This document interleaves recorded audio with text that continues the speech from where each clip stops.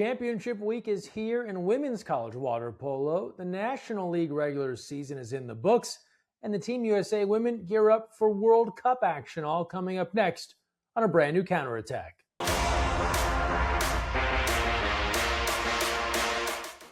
Hey everyone, Greg Mescall here. Thanks for joining us on the counterattack right here on Overnght and USA Water Polo. We start first with the National League, the leveled up 2026 edition. The regular season is in the books. Action wrapping this past weekend, both in Northern and Southern California, sets the table for the National League Championship coming up May 1, 2, and 3.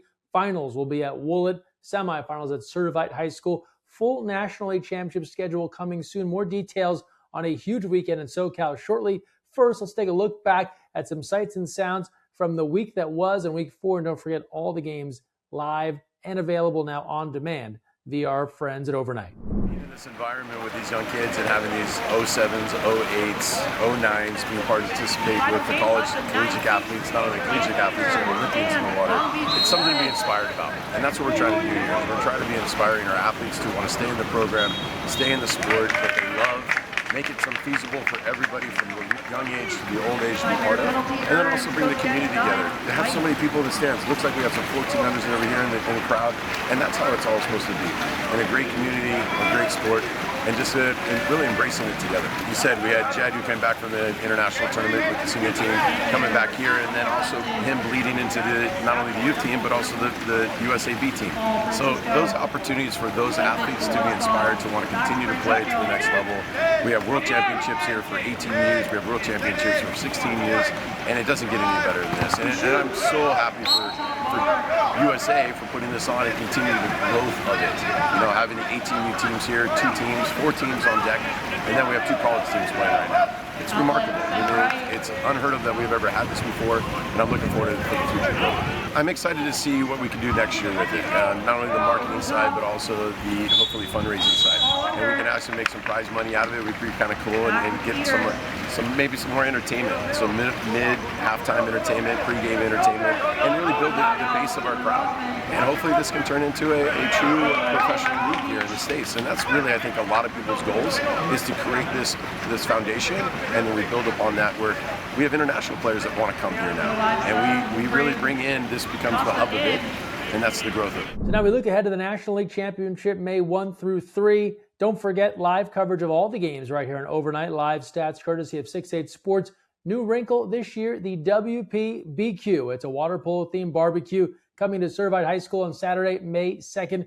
Going to be the perfect way to lead in to the semifinal games that night. All free admission. Games are free. Barbecue is free. There'll be food and drink for purchase, merchandise, live DJ, water polo games, cornhole, all kinds of fun. Make sure you're there. Hang out with the water polo community. Get ready for the National League semifinals and, of course, the championship coming on May 3rd. We'll have more information next week on the schedule, looking ahead to who's seated where, which matches are happening at what pools. 4 different venues will help host the National League Championship on those first 2 days of competition. And then don't forget, we wrap things up, the finals Sunday, May 3rd at the Woolett Aquatic Center in Irvine. Going to be a great weekend of water polo. There's no doubt about it. Now let's turn to the Team USA women as they announce their roster for the upcoming World Cup Division I qualification event in Rotterdam, the Netherlands. Timing here is tough. So many members of this roster competing this weekend at the NCAA Women's Water Polo Championships.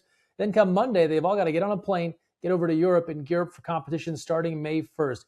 Here's a look at the roster. Some familiar faces, returners from the Olympic Games in Paris, from the Singapore World Championships last summer, from some of the training trips that took place earlier this year before the start of the women's season in Europe, and then some folks getting an opportunity to cap up for the first time. We'll have full results at usawaterpolo.org, social media coverage available throughout the games, starting again next Friday, May 1st. So a quick turnaround there for a lot of Team USA athletes. The premise here, make sure you finish in the top 5. That's what allows you to punch a ticket to the World Cup Finals in Sydney, Australia in July. So Team USA will aim to make sure they can be in the top 5 there in the Netherlands, keep their competition calendar going, and make sure they qualify for Sydney. Now we switch gears to the NCAA Women's Water Polo Championships. They get started tonight with the play-in game. Wagner and Concordia. We'll hear from Wagner head coach Josh Hauer, Concordia head coach Casey Greenawalt later on in the show as part of our big conversation chronicling their seasons. Wagner back for the third straight year. Concordia history-making year. First ever NCAA bid. That game airing on ESPN+. Then Friday, the quarterfinals get underway. The winner of that Wagner-Concordia game, their prize, they meet Stanford, the defending champ. That's a tough assignment, but they'll be thrilled to have the opportunity. All 4 quarterfinal games on Friday, both semifinal games on Saturday, airing live on NCAA.com. Our championship Sunday evening, 9 p.m. Eastern, 6 p.m. Pacific, live on ESPNU, streaming on the ESPN app. Make sure you tune in for that one. Set your recording device, get your streaming out, whatever you got to do to watch if you're not in the stands there in La Jolla. Speaking of ways to watch and engage, a couple of fun events we're hosting in San Diego on Sunday. With the late start time, the 6 p.m. start for the final, join us earlier in the day in Ocean Beach, the Wonderland Ocean Pub. Great event. We're having a live counterattack. This very show will be there on site. Come by. Free event. Grab lunch starting at 12:30 p.m. You can hang out with us. You can hear from Team USA head coach Adam Krikorian. We'll talk with 2-time Olympic gold medalist, my partner on the ESPN broadcast, and of course an NCAA champ with USC, Kelly Gilchrist. And then San Diego's own Alex Bowen, Olympic bronze medalist from Paris. We'll have some other special guests coming through as well. So a chance to meet some of your favorites in the water polo world. We'll break down the big game and get you excited for the NCAA championship. And then that night, if you don't have a ticket and you're in the San Diego area, the local in Pacific Beach, they'll be hosting a watch party starting at 6 p.m. live on ESPNU and the ESPN app. So if you can't make it to the game, looking for a place to hang out with some water polo fans, cheer on your favorite team, head to the local as well. It's a free RSVP for both of these events. You can scan the QR code on the flyer on your screen or head to our social media accounts at USAWP to get yourself registered. Now, sticking with the college water polo theme, a little north in Claremont, California. That same weekend, this Saturday and Sunday, it'll be the USA Water Polo Division III National Championship. Now, we told you last week, Carthage, McAllister qualifying out of the CWPA ranks. Who was going to represent the SCIAC? Well, it came down to a battle between Claremont Mudscripts and Pomona Pitzer for the final. And for the first time in a long time, it was CMS claiming the SCIAC title and with it, the honor to host the Division III National Championship. Now, these two teams, they couldn't be closer geographically. Their pools just about across the street from each other, but it'll be Claremont's turn. The Athenas get the chance to host this weekend. All the action this weekend in Claremont, it's live right here on Overnght. So you've got your semifinals coming up on Saturday afternoon, and then your third place and on Sunday morning, also live on Overnght. So you have no shortage of options here when it comes to great college water polo. So looking ahead to Sunday, here's how your viewing should go, at least in my opinion. On Overnght, you've got your third place and first place from the Division III National Championship. And then Sunday night, you switch over to ESPNU and watch the NCAA final live from La Jolla. Even if you're joining us in Ocean Beach for our live counterattack, if you want to stream that Division III game on your phone, no complaints here. It's all about supporting water polo and cheering on some great action this weekend. Looking forward to seeing you all, wherever you might be, on the pool deck this weekend. On to the next generation. This past weekend in the East Bay, in Moraga, Spring Sunday took place. Camp Lindo playing host there. Clubs from the area getting a chance to compete. Fun, the main theme. Not worried about final scores or medals, but appreciate all those clubs for coming through, getting a fun play opportunity for the future stars of water polo at Spring Sunday. Now we switch gears to our big conversation, as we mentioned earlier, with the NCAA championships coming up this weekend. Wanted to check in with some programs that might not get their due. They have to play in the play-in game. They're the 8th and 9th seeds in the event, but still a great opportunity for these programs to be a part of the NCAA championship. And we talked with head coach of Wagner, Josh Howard, head coach of Concordia, Casey Greenawalt. Take a listen here. All right, now we're joined with our latest guest here in the big conversation, Concordia into the NCAAs for the first time. Coach Casey Greenawalt is here. Coach, how are you? I'm doing great. How are you, Greg? Doing okay. Hey, exciting stuff for you. What a run here for Concordia. First, the men make it for the first time back in December, and now the women's opportunity. What has this moment been like for you? I know a long-time goal to bring this squad to the NCAAs. Yeah, no, it's been worthwhile for sure. A lot of up and downs this year with adversity and injuries, that kind of stuff. But really super proud of our team and just the way that we stayed together. It's been our word of the week for 3 weeks now, just togetherness. And we're doing all these things together, and it's been a lot of fun. Very rewarding to see the girls' hard work pay off. I mean, we get after it all the time, and I tell recruits coming in, we're going to work as hard as every Division I program, if not harder, and just make it happen, right? We make it work is what we try to say. We make it work no matter what. The big change for this program, making the move from the GCC to the WWPA, what was that transition like? And it wasn't, even though you're at where you're at now, right? It wasn't a cakewalk to kind of get through that league, even though you were switching conferences. What's that transition been like for you and the team? Yeah, I know, exciting. Definitely, I'm thankful for my administration supporting that change. But we were playing the GCC, and obviously some great teams there, and we were hopeful to get into a semifinal game, and that would have been, the championship for us. Just being a little bit behind with resources and scholarships and all that kind of stuff. So this change put us in a conference, all Division II conference, like our school. So we're playing with teams that are like us with scholarships and resources and the athletes, and a smaller school. So it's been a great change for us. And now winning a semifinal game is now the goal, and everything after that's icing on the cake. Just like us going this week to the NCAAs, right? We get in a semifinal game, you win, and we're in the championship game. Anything can happen, just like at NCAAs. Anything can happen. So that's where we put ourselves, and here we are, right after a lot of hard work. You talked about the team training like a Division I team. You look at your schedule. You play a really competitive schedule. It's very similar to what another Division I program might play. And as you chart the course through the season, you knock off your fair share of D1 teams, right? Wins over Santa Barbara, I think LaSalle, as you move through the year, but then dropping some games in your league. So you talked about injuries. What was kind of the peaks and valleys of this regular season just to get to the postseason? Yeah, that's part of our plan. We definitely want to pick up all the Division I schools that we can play. I mean, you got to play the best to start learning how to practice like the best, really. So we've gotten crushed by a few times. Even the last 3 years, we've gotten crushed by some really good schools. But every time we turn around that Monday morning practice, Tuesday, we talk about the pressure they put on us. We talk about the speed, the intensity of the game.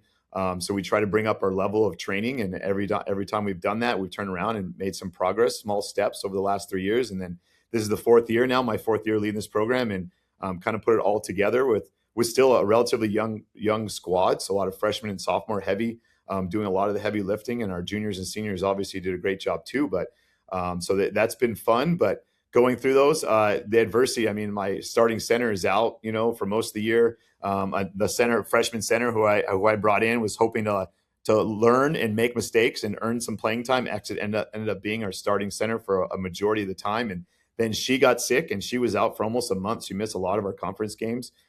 So, people just kind of like, hey, I'm going to put you in here. We're going to work for this for a week and see how it goes. It worked. We ran with it. Sometimes it didn't work, and we changed. And, you just have to keep making adjustments all through it, depending on your personnel and how it's going. But playing those Division I teams really help out, right? They push us and challenge us and makes our practices and training better. And, we try to make our training more difficult than games, essentially. Like even this week's training, Monday, we got after it. Today was a little bit easier day, but all last week, other than 2 days off that I gave them, we got after it pretty hard, and hopefully that pays off this weekend for sure. But the adversity and just the typical injury here, a lot of shoulder stuff going on.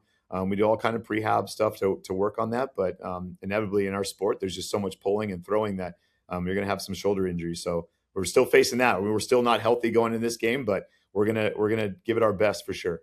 Yeah, we're talking here with Casey Greenawalt, Concordia. They've got Wagner on tap here, opening round action Wednesday night in San Diego. So talking before that matchup, which is up next for the team. When you look at your league, the WWPA, as you entered this conference, I'm sure you had a sense that Biola was going to be an impediment to your success, right? They had very quickly become a strong program in that conference. And you talked about availability and injuries, and so not sure what the lineups were like as the season went along. But you look at that first meeting with Biola, to where you got to that championship, they handled you pretty well that first time around. And then you get into this pitcher's duel in the final. So how did things change in your meetings with this program over the course of the season? Yeah, I think the first game was a lot more mental. I think our young squad being in the first conference game of the year, and we know that Biola is the top dog in our conference. I think it was a little bit over our head. We also had a great fan turnout. We had a Friday Night Lights game here in Irvine. So, I mean, the stands were full. All their friends and family and professors were out there.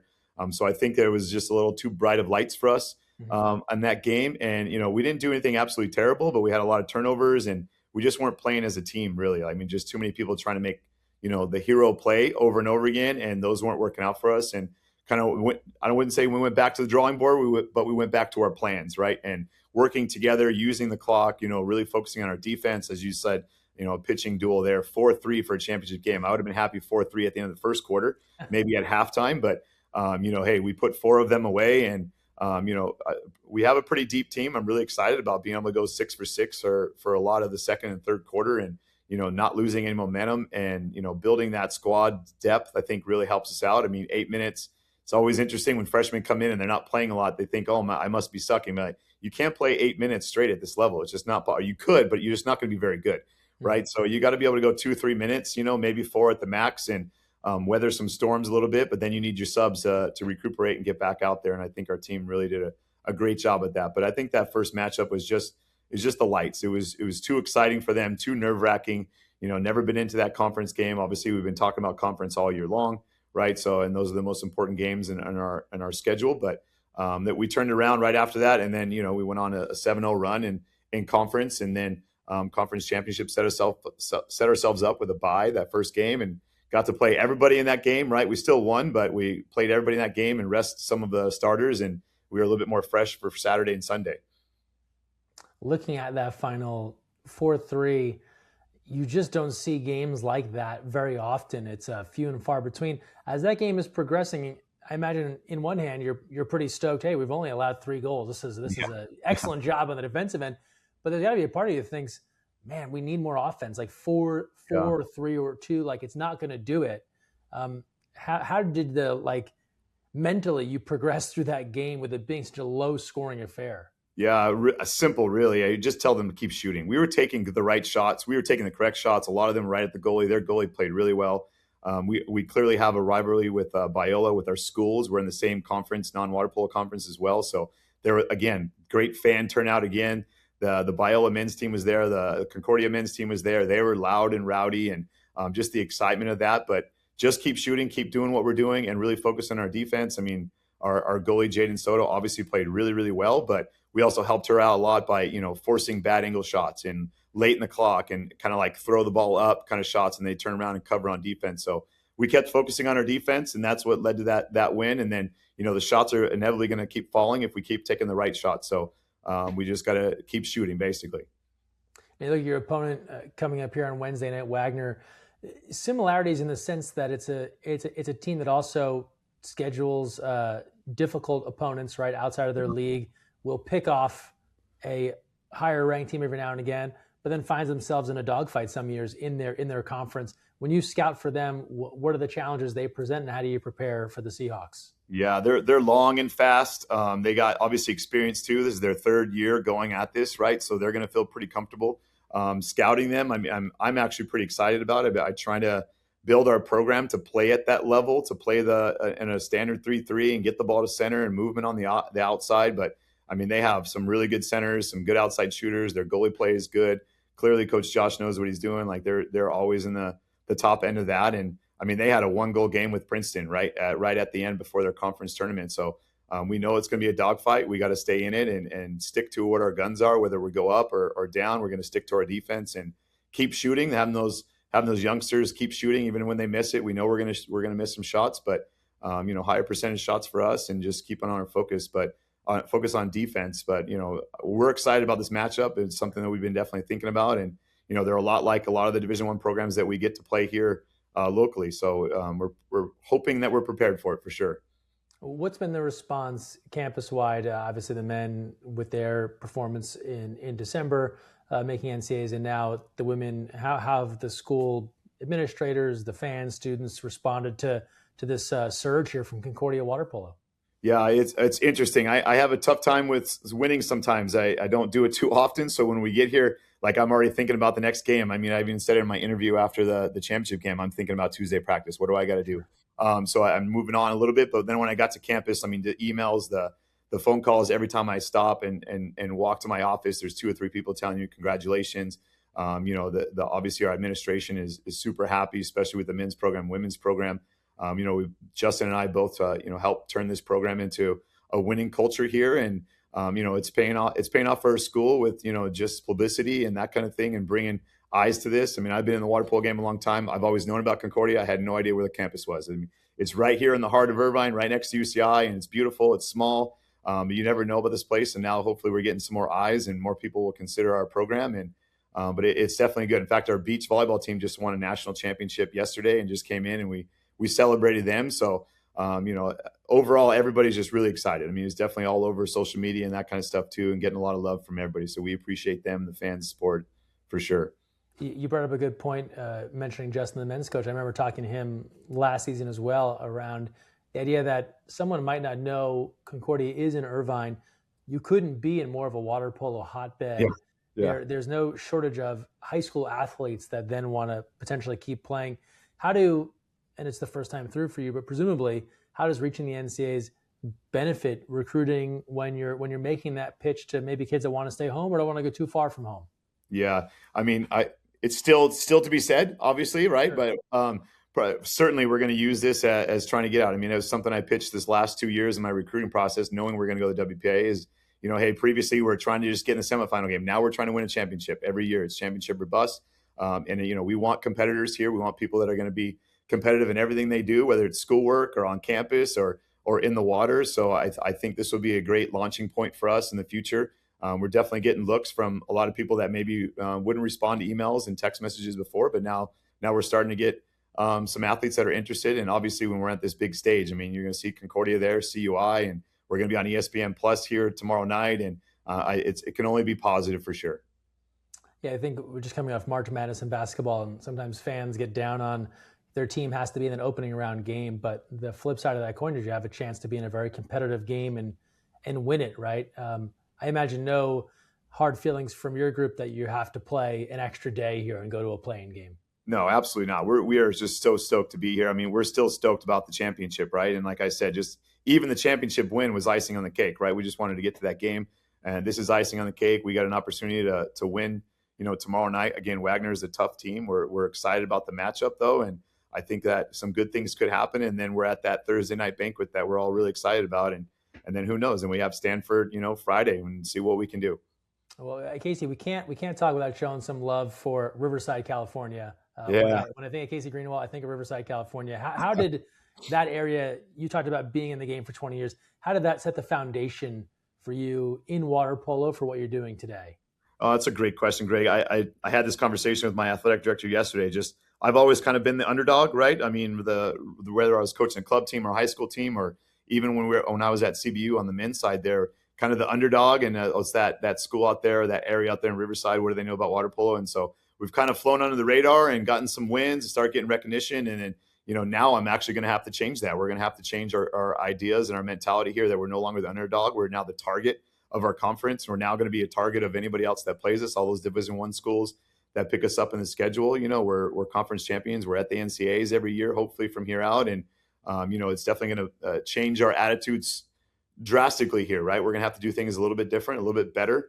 But I think that's just part of the growing, and I'm really excited about it. I was able to do it a little bit in the club scene towards the end when I was coaching towards the end and winning a lot of championships and that kind of thing, even high school. And so it's definitely a cool thing to come from Riverside. And still people ask, "Oh, you got pools out there in Riverside?" No, of course we got great pools out there. We've hosted a great many events, as you well know, Greg. But now I'm out here, and like you said, the mecca of water polo, and now obviously Northern California is right there with us too. But we are right here in the mecca of water polo, and we use Woollett. I mean, there's Junior Olympics championships there every single summer now, and we get to use that pool every day. It's our training facility, our home facility, and pretty blessed to be here for sure.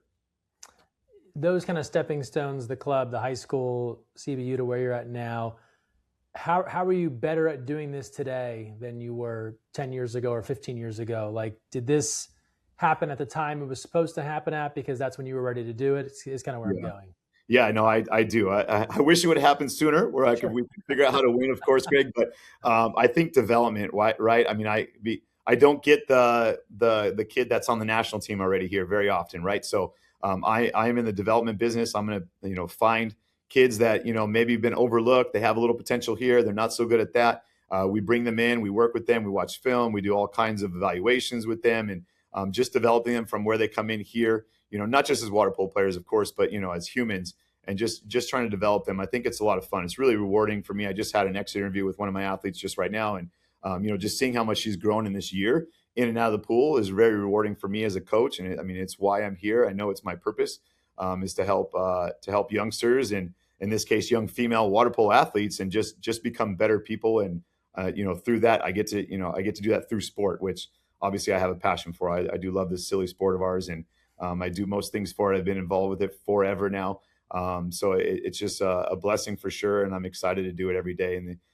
And how hard we work every day gets me up every morning. I get out here real early, and they're excited. They're not excited about 6 a.m. practice. Nobody is, but they're excited to get after it and get better. And I think they see it too. We actually watched a little bit of a quarter of a game back in the fall, and then just kind of compared to our practices now. And everybody was like, oh, we have improved a bit, So seeing that, that light bulb trigger for them is great, because when you're in the middle of it every single day, getting after it, you don't see those big growth spurts. But if you look at it from the beginning to the end, we've done a tremendous job here developing athletes and people. So very excited about it. And I'm super stoked. This is our foundation for this, first 4 years, and who knows what the next 4 years will bring us.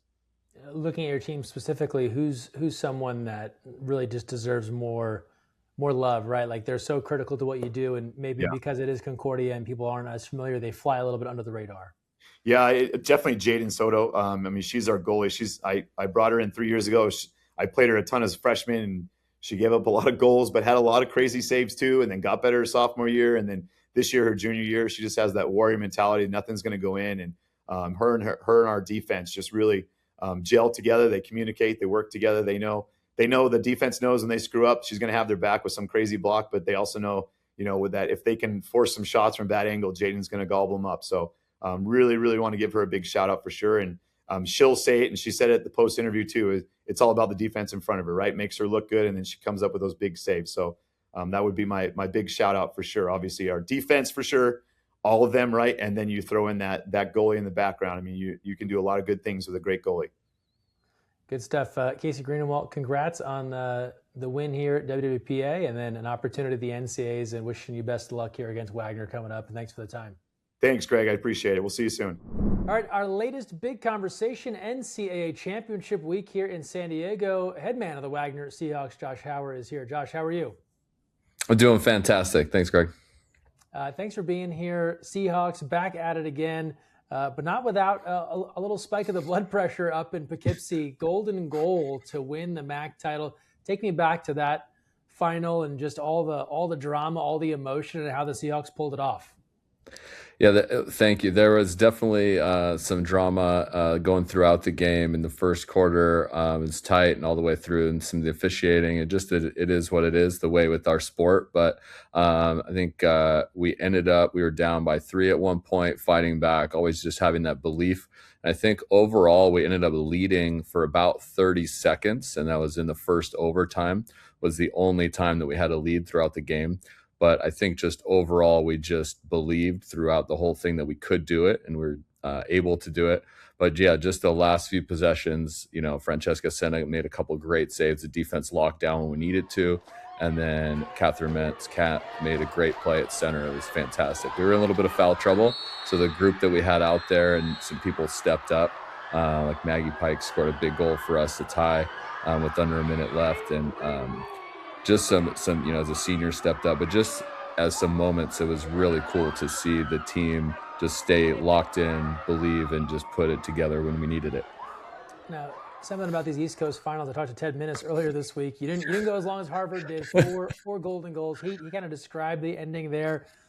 Exhaustion, like almost surprised the shot goes in at that point. What was the fatigue level to have to go to that extra session after the OTs, and how does it speak to kind of the training that your team puts in all season long?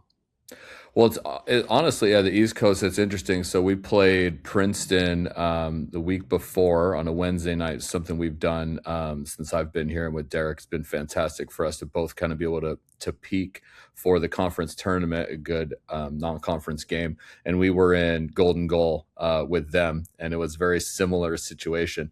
But I think the fitness and everything that we've done to be able to push and still believe and just stay true to the tactics of what we needed to is, the training we do in, day out, kind of the standard that we set. That is the mantra of our program.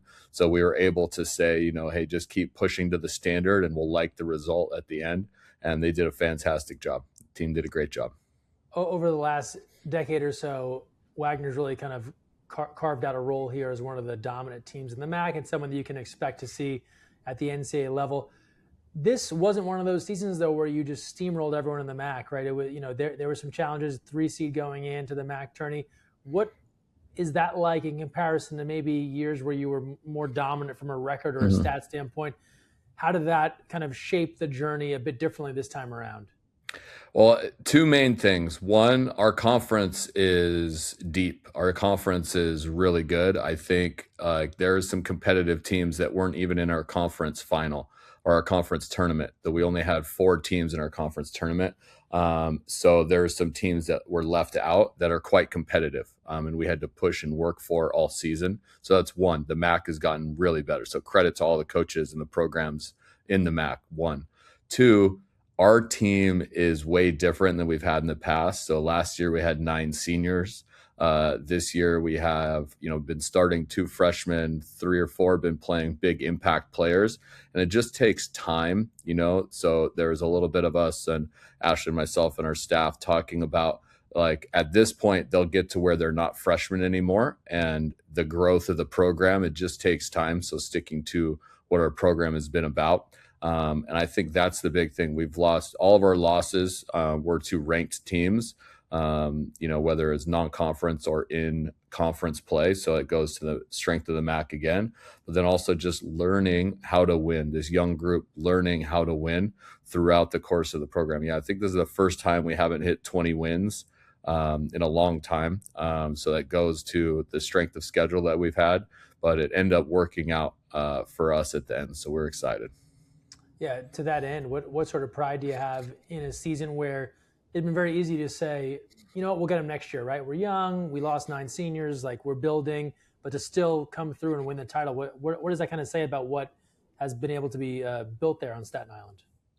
I think it goes to the love we have for our seniors. So this is something that, going back, I will say, like, going back to my time at Michigan and just learning, being instilled with working with Marcella, was like loving your seniors. And that's something big that we've had, where our senior group, specifically our captains this year, Magli Og and Francesca Senna, like, we weren't going to allow them to go out without a fight. And they weren't going to allow us to go without a fight. And I think that leadership has been transformational for some of these younger kids to be a part of something like this, to understand the cost of success and the standard it takes day in and day out to give yourself an opportunity, because that's really all we can do as coaches, is give them an opportunity and kind of see what happens.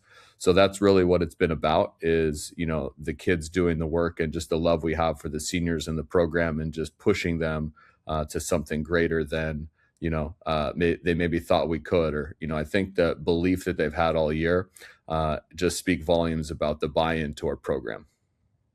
Someone might be seeing your team for the first time tomorrow when you take on UC San Diego. We're talking here on Tuesday of NCAA Championship Week.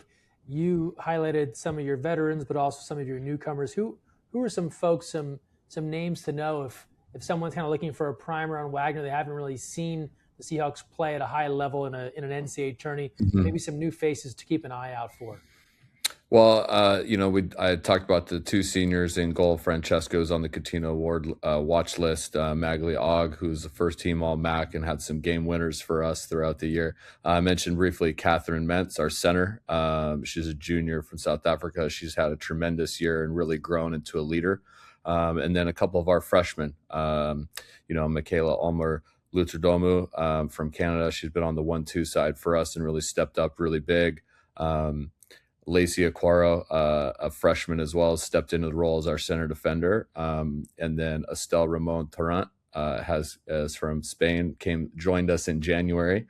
So it's kind of fast-tracked into some opportunities. She's played defender for us as well. So those 3 freshmen have been key. But then also A junior attackers, Mylan San Pedro Torella on the left side, and then Anita Arias Perez, like on the right side. She's done tremendous. So those two kids really push. So that's kind of our group that we've been pushing. And there's a lot of depth and balance. I would say balance is the biggest thing. So it's the first time we haven't had a 100-goal scorer in a number of years, but we've had, I think this is 5 over 50. So we have depth for sure.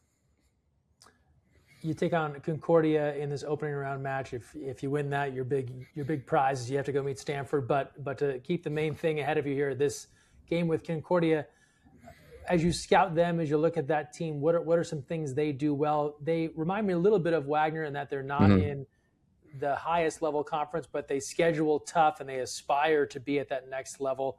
They're just getting started as their first one. Seahawks have been there many times. What do they do well that gives you concern? I think it looks like they have some team speed. Watching them on film, we watched them on our California trip. We saw them a little bit because we thought, we might collide at this moment. So doing some prep in the preseason has allowed us to be prepared here. But I think definitely they have, a couple kids that do a really good job getting out on the counterattack, creating some space. They have a couple kids that could really shoot. So they're a dynamic offense. And I think their zone with the 4-5 zone that they run, could force some problems for us. But I think if we're structured in how we attack it, I think, we understand what we need to do. But I think that, we need to come out with our press and dictate tempo with our counterattack. And I think we'll be good. But, Casey runs a great program, known him for years, from the club scene, age group, and kind of going through this coaching journey together. So it's been great. He does a great job. Water polo, one of the preeminent programs at Wagner. You talked about coming out for preseason play. You guys routinely travel to the West Coast or to other parts far from New York to get the best games early. How do you kind of describe the support, the investment the department makes in water polo?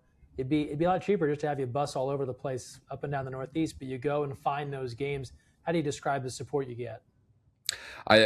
Admin has done a fantastic job for us. It's been awesome to be able to see the support that we've gotten over the last few years, and it's been building. Like, this isn't overnight. This has been, the administration has decided that they want to be successful in water polo, and they've done that for years. I think this is 14 years we've been in the conference tournament, or the championship final.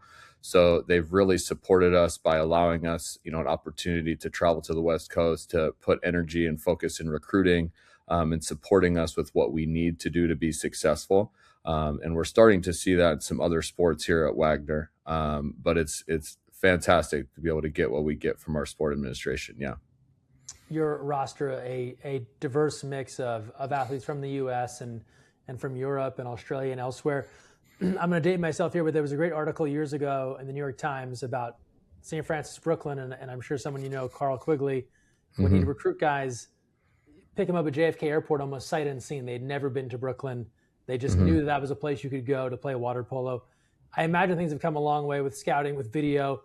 You have so many athletes from other places. What's your process like? I imagine the word has gotten out on Wagner as a place you can go, and you have this big city experience. What's it like? What's your pitch to people, and kind of how's the pipeline developed to these places like Australia and Spain and elsewhere? Well, I think it's interesting. Like, I think we're a very unique program, running with my wife, with Ashley, and Piper, our 5-year-old daughter, travels with us all the time. So a lot of our kids, our student athletes are in the van or in the bus right next to our daughter.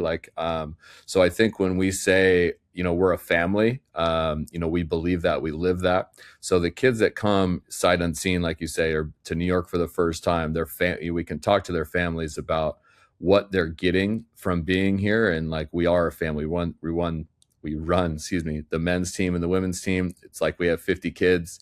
We really are the parents for a lot of these kids coming in, and we hold them accountable in ways that are going to allow them to be successful later in life, and that tough love. And that's what we sell. It's the honest truth of you're not always going to like it, but you're going to love it at the end. And I think that's the thing, that the balance between New York City, what that has to offer, both, in business or in academics, that are things, life outside of water polo, and then the water polo that they're going to get, both playing, the best teams on the East Coast routinely, and pushing with the schedule we get to be able to travel. Like, they're going to be a better version of themselves, and they're going to learn a lot about themselves. So that's really the kind of the pitch and what we're getting. And yeah, to the video and everything, like, we can focus a little bit more on who we're targeting, and character is the most important thing. We really focus on, some of the most important things in recruiting is kind of who you say no to, and really find people that are Wagner aware and want what we want. And I think that's how we've been able to be successful. Talking about the campus as well, I think people don't always understand. I've had the pleasure of the Spiro Sports Center, right? It's not a massive aquatic facility. You schedule up, you go and play what we would call like the big water games. Mm-hmm. How do you account for, you don't have a giant pool, the game is played in a big pool.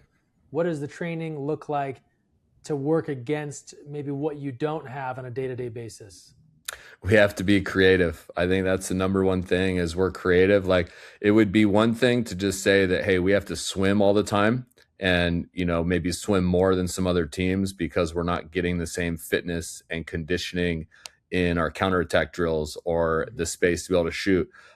So we have to be creative with what we're doing, giving them opportunity, but we don't want to just swim the whole time. Like, they're here to play water polo. So we have to be creative with the things that we're doing to push them to be successful, and, just giving them progressions of what we're looking for, emphasizing and getting better at, and shaping the behavior to it translates in big water is what we're trying to do for sure. That family atmosphere you described, with your family so intertwined in the program, how does that kind of keep things in perspective? Like, you still, I'm sure, hate to lose and love to win, but when your daughter's right there, like, I imagine that takes a little steam out of maybe the anger of a loss or the result or the ref, or whatever it might be. Yeah, no, I mean, people that know me, Ashley and I are very passionate, like we said, in game with the refs, with, pushing, with being competitive for sure. And then right at the end of the game, regardless of the result, our daughter has she's aware if we won or lost now, but before it was like, that didn't really matter. It was, just kind of being there and, okay, what's the next thing? Where are we going to eat? What are we doing? And that puts perspective in life, and like, it really shows us that the most important thing in sport is the relationships, because the win and losses come and go, but it's the relationships we have with our student athletes. And that kind of goes back to the recruiting, they being here as a family, putting things in perspective of what's important. And I think that ultimately allows us to be successful when we can lean on each other in the tough times, because they know we've been put through a lot together. So it really has, kind of put this competitive culture, and everything going together goes into our team's success, our program's success. The Seahawks have had the opportunity to be in that playing game, to win that game, to get into that Final Eight, and then in kind of the pre-playing game era also start in that Final Eight. What's the next step? I mean, is it as simple as we want to win a quarterfinal and get to a semifinal? Like, when you think big picture down the road, what else do you aspire to do with this program? Yeah, definitely. I think that's a goal for us. And I think, maybe like how we're looking at it that is one of the goals. But so either way, you're going to have to take down an MPSF team, or, a team that's a top 3, top 4 to be able to do that. And I think we're a little bit away from that being the goal, especially this year with the season that we had, but we're building, we're young. And I think that is the aspirations that we have, if we're being honest, of we want to do that, but we're kind of aware of where we're at and the limitations we have. But that's definitely the goal, and we're taking steps towards that daily to try to build for that in years to come, for sure. And then I had a Staten Island related question for you that I'll close with. But before that, what's something people should know about this team that maybe you're proud of, doesn't get talked about enough, but you're just really appreciate about your squad?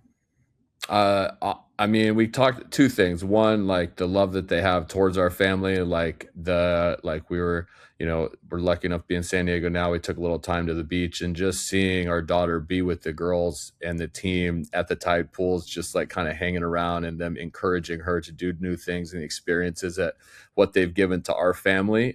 We can't say enough. And it's both the men and the women, to be honest, what they've given to our family. We're very grateful for that. And then 2, like, our team is gritty. and we work for everything. We've talked about, kind of being under-resourced and the things we have with the pool and the support we get from administration to give us opportunity, but we're gritty. I mean, we work for everything. So that's the things we're most proud about, is being a family, loving each other, and just working hard, for sure. Backbone of our program. You're in fish taco territory right now, San Diego, but when you're back on the Rock on Staten Island, what's the go-to? What's the thing that you love there, food-wise, that's maybe better than anywhere else? I mean, there's a couple. So we definitely have a Mexican spot that we hit, Sophia's Taqueria, that's walking distance from the house, which is great, just down the hill. But there's a few, Tony's Brick Oven Pizza is great, is really good for us. So that's probably a go-to that we hit a little bit more than we should. But being in Staten Island in that area, like you kind of got to. It's awesome. There's pizza in every corner. It's almost a religion. Hey, Josh, thanks for the time as always. Good luck to you and the Seahawks, and wishing you all the best this week in San Diego. Thanks, Greg. Appreciate everything you do for the sport. Thank you. Thanks again to those two for joining us here. Busy with the game taking place tonight, but appreciate them stopping by here on the Counterattack. Now to our Malmston goal of the week. We told you all about the National League Week 4 sights and sounds.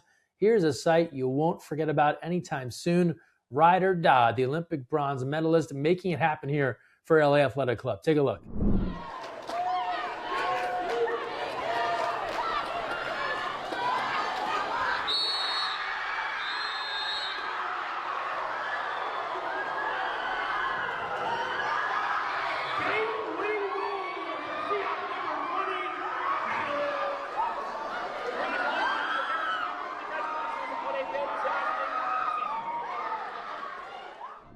Ryder, one of the stars of the game right now. Again, a finalist for the Catino Award. We'll see if he picks up a second straight honor at the Olympic Club this June in San Francisco. But first things first, he has National League Championship business to tend to with the LA Athletic Club. Upcoming events, we told you all about them. A lot on the calendar. Don't miss out on Mountain Madness age group action coming up in Boise, Idaho this weekend. And of course, the NCAA Championship in La Jolla, D3 Championship in Claremont. And then the following weekend, the National League Championship and the WPBQ, all taking place in Southern California. Don't miss the WPBQ at Servite on May 2nd, the finals of the National League on May 3rd at the Willett Aquatic Center in Irvine. That'll do it for this week's show. Thanks so much for joining us. And don't forget, when you're on the counterattack, look weak side.